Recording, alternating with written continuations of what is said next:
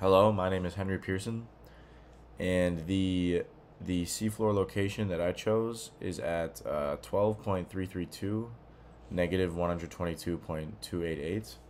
Um, the location I chose is west from Mexico, and actually the closest plate boundary is a divergent plate boundary, which is about 1,217.52 miles away off the coast of Mexico. And the plate that this boundary is connected to is called the Cocos Plate.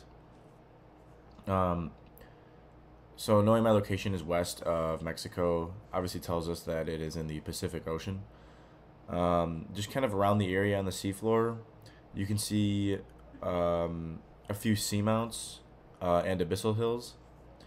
Um, my ocean province is actually a deep ocean basin at negative 14,479 feet.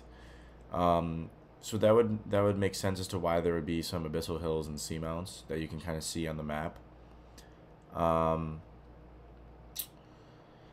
in terms of sediments in the area, it is kind of a mix, but I think primarily there is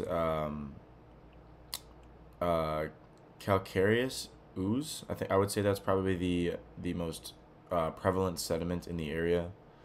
But there is a large variety of sediment types. If you look at the map here, you can see some siliceous ooze to the west and south, directly south of my area. There's a big presence of red clay actually also to the west, but in terms of what is closest to the area, it is calcareous ooze. Um, and the closest um, ooze in general would be the calcareous ooze, which is actually 467.1 miles away. But it should be known that there is red clay sediment only 579.3 miles away.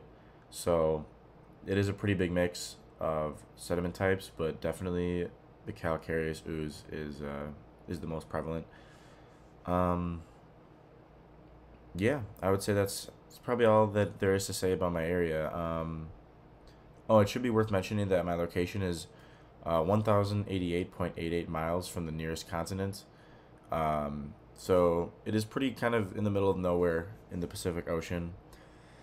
Um, yeah, it's there's not a whole lot going on. It's not directly on any type of um, boundary.